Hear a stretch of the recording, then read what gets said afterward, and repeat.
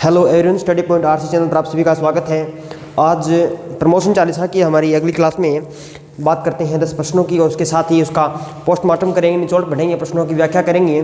तो कल क्लास हमारे हो नहीं पाई किसी कारणवश। आज चलो बात करते हैं प्रश्नों की। तो पहला प्रश्न, पार्श्वनाथ की पहाड़ियाँ किस राज्य में हैं? देखिए पहला प्रश्न क्या है। पहला प्रश्न है पार्श्वनाथ की पहाड़ियाँ। पार्श्वनाथ की पहाड़ियाँ। अब पार्श्वनाथ की पहाड़ियाँ पूछी है तो हम अन्य राज्यों की भी पहाड़ियों को पढ़ेंगे, विस्तार से पढ़ेंगे कि कौन सी पहाड़ी किस राज्य में। ठीक है, तो सबसे पहले है पार्श्वनाथ की पहाड़ी। तो इसका उत्तर हो जाएगा झारखंड। पार्श्वनाथ की पहाड़ी कहाँ है? झारखंड में इसका सही उत्तर जाएगा।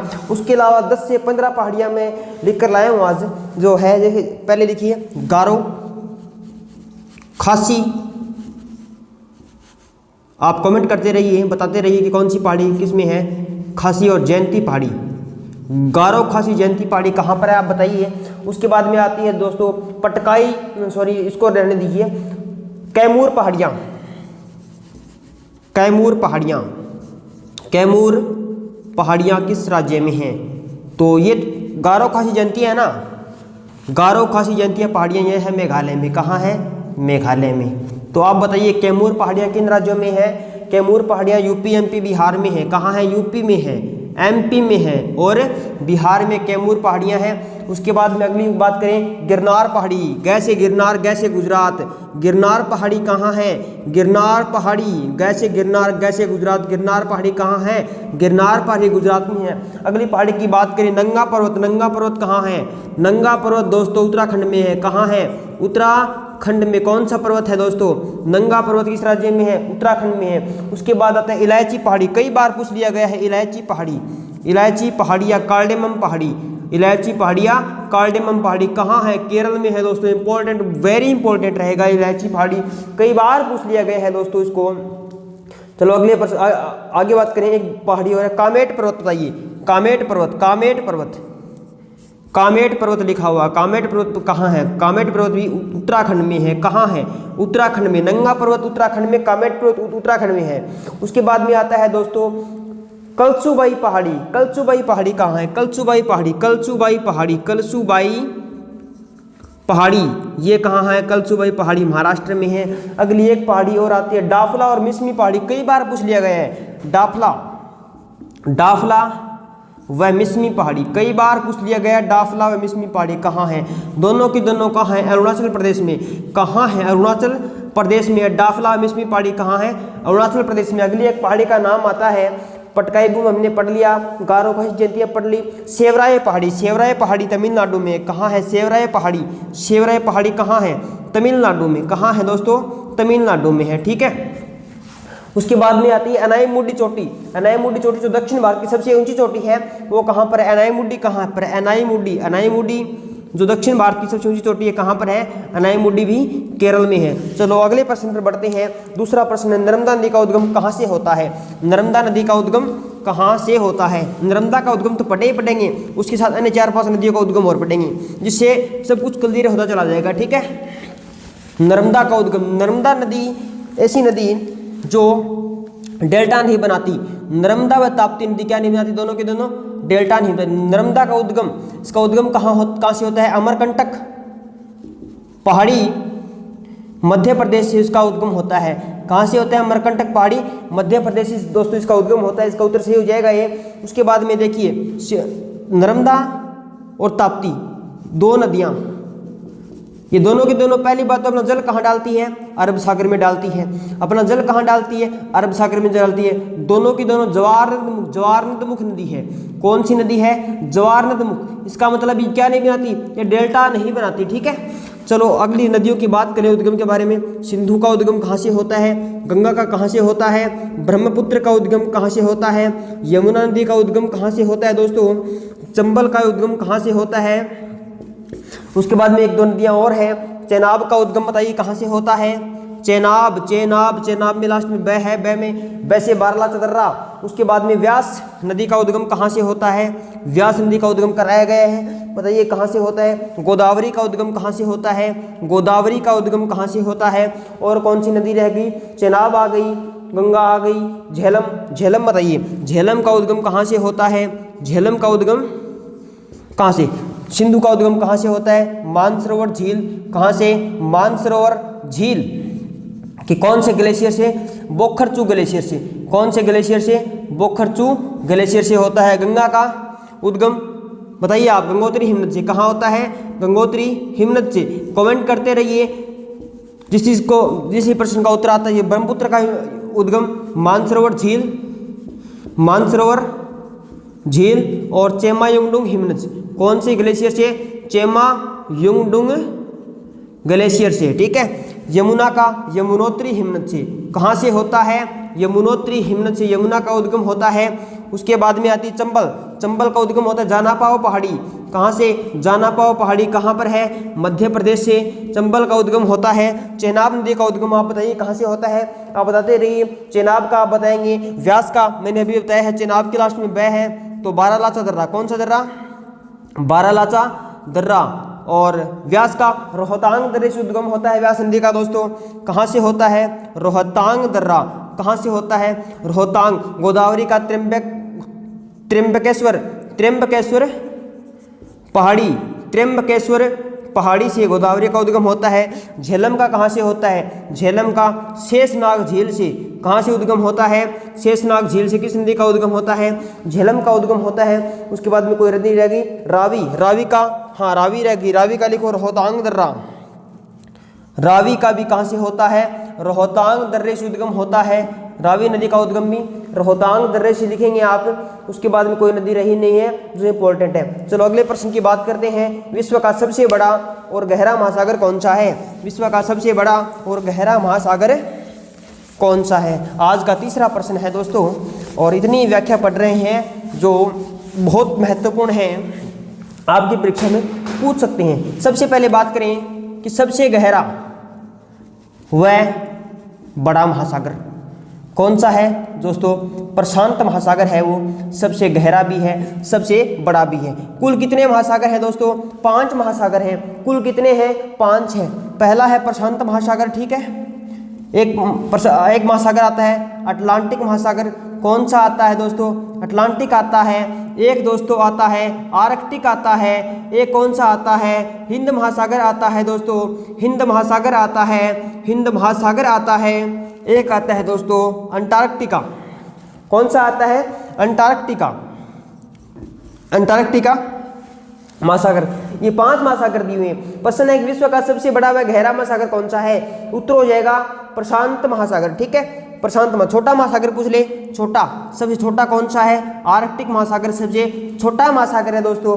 पूछ ले कुल कितने महाद्वीप है विश्व में? विश्व में कुल कितने महाद्वीप हैं? 7 महाद्वीप है। सबसे बड़ा महाद्वीप कौन सा है दोस्तों? एशिया महाद्वीप है। सबसे छोटा महाद्वीप कौन सा है दोस्तों?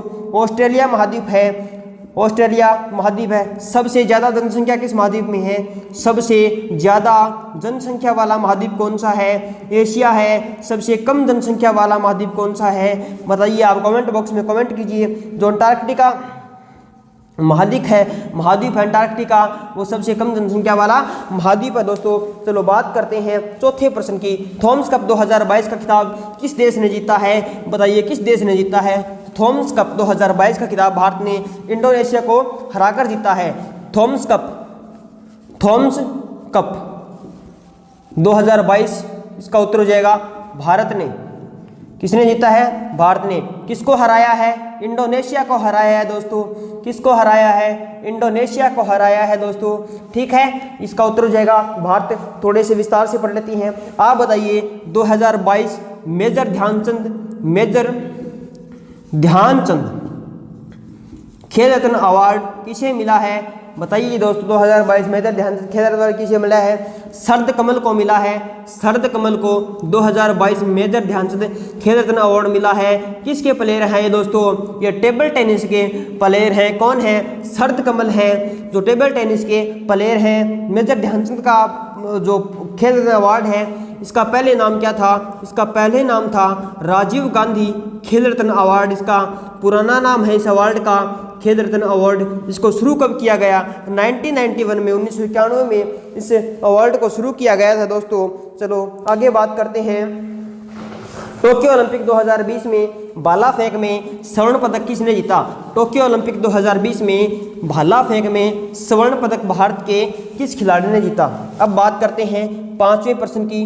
टोक्यो ओलंपिक, किस ओलंपिक की?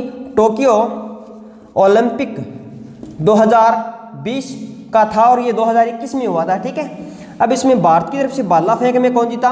भाला फेंक में स्वर्ण पदक किसने जीता? नीरज चोपड़ा। किसने जीता? नीरज चोपड़ा। किस खेल के हैं ये?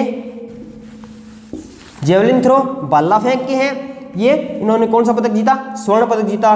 किस दिन जीता? 7 अगस्त को जीता। इसलिए 7 अगस्त को भाला फेंक दिवस मनाया जाता है। कौन सा दिवस भाला फेंक दिवस मनाया जाता है? उसके बाद में कई चीजें और रहेगी। क्या रहेगी? जैसे नीरज चोपड़ा ने तो स्वर्ण पदक जीत लिया। अब भारत ने कुल कितने पदक जीते इसमें? भारत ने 48वां स्थान हासिल किया। कौन सा स्थान हासिल किया दोस्तों? 48वां स्थान हासिल किया। इसके अलावा व्यक्तिगत स्पर्धा में ये भारत का दूसरा स्वर्ण पदक है। ओलंपिक के इतिहास में व्यक्तिगत स्पर्धा में कौन सा पदक है? दूसरा। पहला किसने जीता व्यक्तिगत स्पर्धा में? इंडिविजुअल जो परफॉर्मेंस की बात करें तो व्यक्तिगत स्पर्धा में पहला पदक जीता था अभिनव बिंद्रा ने। किसने? अभिनव बिंद्रा ने 2008 में जीता था ओलंपिक में। उसके बाद में चलो बात करते हैं। देखो मीराबाई चानू ने कौन सा पदक जीता? मीराबाई चानू ने सिल्वर मेडल जीता। अब जो प्रश्न बनेगा कि मीराबाई चानू का संबंध किस खेल से है, इस तरीके के प्रश्न बनेंगे। किससे है? भारोत्तोलन से है। किससे है? भारोत्तोलन से है। उसके बाद में बजरंग पूनिया ने कांस्य पदक जीता। कौन सा पदक जीता बजरंग पूनिया ने? बजरंग पूनिया कुश्ती के प्लेयर हैं। इन्होंने कौन सा पदक जीता? कांस्य पदक जीता था दोस्तों। उसके बाद में बात करें रवि दहिया किसके प्लेयर हैं? रवि दहिया भी कुश्ती के प्लेयर हैं। इन्होंने सिल्वर मेडल जीता। कौन सा मेडल जीता? सिल्वर मेडल जीता। बात करें पीवी सिंधु की, पीवी सिंधु है वो बैडमिंटन की प्लेयर है दोस्तों। किसकी प्लेयर है? बैडमिंटन की प्लेयर है। कौन? पीवी सिंधु। इन्होंने कौन सा पदक जीता दोस्तों? इन्होंने कांस्य पदक जीता। कौन सा पदक जीता? कांस्य पदक जीता, ब्रॉन्ज मेडल जीता। उसके बाद में कौन से प्लेयर रह गए? रवि दहिया, लवलीना बोरगोहन ये मुक्केबाजी में, बोरगोहन ये किसकी प्लेयर है? ये मुक्केबाज है। इन्होंने भी टोक्यो ओलंपिक में पदक जीता। लवलीना बोरगोहन ने कौन सा पदक जीता दोस्तों? इन्होंने भी कांस्य पदक जीता। और कोई खिलाड़ी रह तो नहीं गया? बजरंग पूनिया, लवलीना बोरगोहन, पीवी सिंधु, रवि दहिया। उसके साथ ही भारतीय जो हॉकी टीम है ना, भारत की हॉकी टीम ने भी कांस्य पदक जीता। हॉकी टीम ने क्या जीता? कांस्य पदक दोस्तों जीता। चलो छठे प्रश्न की बात करते हैं। कौन सा टेनिस टूर्नामेंट ग्रास कोर्ट पर आयोजित किया जाता है? टेनिस के ग्रैंड स्लैम होते हैं एक साल में 4। कितने होते हैं दोस्तों? 4 ग्रैंड स्लैम होते हैं। अब इसने क्या पूछा? इसने ये पूछा कि कौन सा ग्रैंड स्लैम ग्रास कोर्ट, घास के मैदान पर आयोजित किया जाता है। टेनिस टूर्नामेंट पूछेगा। छठा प्रश्न, टेनिस में ग्रास कोर्ट पर, इनमें से कौन सा ग्रास कोर्ट पर? इसका उत्तर हो जाएगा विंबलडन। क्या उत्तर हो जाएगा दोस्तों? विंबलडन है। विंबलडन किस पर आयोजित करते हैं? ग्रास कोर्ट पर। विंबलडन ठीक है। विंबलडन जो ओपन है वो ग्रास कोर्ट पर खेला जाता है। अब ग्रैंड स्लैम कौन कौन से होते हैं? AFWA ऐसे अमेरिकन ओपन, 4 ग्रैंड स्लैम होते हैं टेनिस के। American open, French open, Wimbledon open. कौन सा ओपन? Wimbledon open. और लास्ट होता है ऑस्ट्रेलियन ओपन। कौन सा होता है? Australian open. दूसरे साल के शुरुआत में कौन सा होता है? अमेरिकन होता है, फिर फ्रेंच, फिर विंबलडन, और साल के लास्ट में ऑस्ट्रेलियन ओपन होता है। चलो 7वें प्रश्न की बात करें। मानव त्वचा को रंग कौन प्रदान करता है? बताइए, मानव त्वचा को रंग कौन प्रदान करता है? मानव त्वचा को रंग, मानव त्वचा को रंग प्रदान कौन करता है? कोरंग प्रदान कौन करता है? इसका उत्तर हो जाएगा मेलानिन। कौन सा वर्ण करता है? मेलानिन नामक वर्ण प्रदान, इसको रंग प्रदान करता है त्वचा को। बात करें WBC का पूरा नाम पूछ सकता है। RBC का पूरा नाम, WBC का पूरा नाम होता है व्हाइट ब्लड सेल्स या कार्प सेल्स। क्या होता है? White blood cells. उसके बाद में जाएगी red blood corpuscles, red blood corpuscles या cells. Red blood corpuscles का मतलब है लाल रक्त कणिकाएं। क्या होगी? श्वेत रक्त कणिकाएं और लाल रक्त कणिकाएं। ठीक है। पूछ ले मानव के शरीर में कुल कितनी हड्डियां होती हैं? 206 हड्डियां होती हैं। मानव शरीर में कुल कितनी हड्डियां होती हैं? 6 हड्डियां होती हैं। मानव शरीर में जो कुल रक्त कितना होता है? कुल रक्त की पूछ ले कितना होता है? 5 से 6 लीटर मानव शरीर में हो रक्त पाया जाता है। ठीक है, उसके बाद में चलो अगला प्रश्न की बात करें। यूक्रेन की राजधानी का नाम क्या है? अब इसने यूक्रेन की राजधानी का नाम क्यों पूछा? क्योंकि यूक्रेन और रूस के बीच में जो युद्ध चल रहा है ये करंट में चल रहा है, इसलिए इसने पूछ लिया कि यूक्रेन की राजधानी का नाम क्या है। 8वां प्रश्न है ना? हाँ 8वां। यूक्रेन की राजधानी का नाम क्या है? यूक्रेन की राजधानी का नाम दोस्तों कीव है। क्या है? कीव है। पूछ लेगा रूस की राजधानी का नाम क्या है? रूस की राजधानी का नाम दोस्तों मॉस्को है। मॉस्को है। पूछ लेगा इंग्लैंड की राजधानी का नाम क्या है दोस्तों? इंग्लैंड की राजधानी का नाम लंदन है। क्या है दोस्तों? लंदन है। उसके बाद में बात करें यूएसए संयुक्त राज्य अमेरिका की राजधानी का नाम क्या है दोस्तों? वाशिंगटन डीसी है। क्या है दोस्तों? वाशिंगटन डीसी है। पूछ ले पाकिस्तान की राजधानी का नाम क्या है? पाकिस्तान की राजधानी का नाम इस्लामाबाद है। क्या है? इस्लामाबाद है। उसके बाद में पूछ ले चीन की राजधानी का नाम क्या है? चीन की राजधानी का नाम दोस्तों बीजिंग है। क्या है? बीजिंग है। पूछ ले जर्मनी की राजधानी का नाम क्या है? जर्मनी की राजधानी का नाम बर्लिन है। पूछ ले फ्रांस की राजधानी का नाम क्या है? फ्रांस की राजधानी का नाम दोस्तों पेरिस है। पूछ ले ब्राजील की राजधानी का नाम क्या है? ब्राजील की राजधानी का नाम ब्राजीलिया है। क्या है? ब्राजीलिया। ठीक है, ब्राजीलिया ब्राजील की राजधानी का नाम है। पूछ ले नेपाल की राजधानी का नाम क्या है? नेपाल की राजधानी का नाम काठमांडू है। क्या है? नेपाल की काठमांडू है। पूछ ले भूटान की राजधानी का नाम क्या है? भूटान की राजधानी का नाम थिम्पू है। क्या है? थिम्पू है। पूछ ले श्रीलंका की राजधानी का नाम क्या है? श्री जयवर्धने कोटे है। क्या है? श्री जयवर्धने जयवर्धने कोटे। महिला जयवर्धने है ना, उस प्रकार से जयवर्धने कोटे है। इतनी हो गई राजधानी। चलो अगले प्रश्न की बात करते हैं। अगला प्रश्न है हाल ही में भारत के राष्ट्रपति चुने गए हैं। अब ये प्रश्न पता नहीं कितनी बार करा दिया, इसकी व्याख्या भी बहुत बार करा चुका हूँ इससे पहले। प्रत्येक क्लास में राष्ट्रपति संबंधित प्रश्न आता है और राष्ट्रपति को व्याख्या सिद्ध किया गया है। आप थ्योरी की क्लास पढ़ के देखिए, राष्ट्रपति की पूरा का पूरा राष्ट्रपति कवर किया गया है। वर्तमान में जो नियुक्त राष्ट्रपति किए गए हैं ना, वो भारतीय कौन है? इसमें ऑप्शन दिया गया है डी मुर्मू। डी मुर्मू का मतलब क्या है? द्रौपदी मुर्मू। क्या पूछेगा? द्रौपदी मुर्मू। इनसे पहले कौन थे? इनसे पहले दोस्तों रामनाथ कोविंद थे। रामनाथ कोविंद। अब बात करें डी मुर्मू द्रौपदी मुर्मू की, तो ये पहली एसटी राष्ट्रपति है भारत की, पहली आदिवासी महिला राष्ट्रपति है, पहली आदिवासी महिला राष्ट्रपति है, दूसरी महिला भारत की राष्ट्रपति ओवरऑल दूसरी महिला है। पहली कौन थी? पहली राष्ट्रपति प्रतिभा देवी सिंह पाटिल और दूसरी कौन हो जाएंगी? हमारे द्रौपदी मुर्मू हो जाएंगे। राष्ट्रपति की थ्योरी की क्लास देखिए और पिछली क्लास में भी व्याख्या के साथ राष्ट्रपति कराया गया है। लास्ट प्रश्न है पारिस्थितिकी तंत्र में निम्न में से कौन सा उच्चतम उष्णकटिबंधीय स्तर है? उष्णकटिबंधीय स्तर मतलब उष्णकटिबंध में क्या सर्वाधिक मात्रा में होंगे? इसमें दिया गया है सर्वाहारी है और 3-4 ऑप्शन और हैं, मांसाहारी, शाकाहारी। तो पारिस्थितिकी तंत्र में इकोसिस्टम पारिस्थितिकी तंत्र में निम्न में से कौन सा उच्चतम मतलब सर्वाधिक उष्णकटिबंधीय स्तर है? उष्णकटिबंधीय सतह। तो इसका उत्तर दोस्तों हो जाएगा सर्वाहारी। सर्वाहारी का मतलब जो शाकाहारी भी होता है और मांसाहारी भी होता है। क्या होता है? शाकाहारी और मांसाहारी। शाकाहारी और मांसाहारी दोनों होते हैं कौन? सर्वाहारी। थैंक यू दोस्तों, आज की क्लास में इतना ही, मिलते हैं नेक्स्ट क्लास में।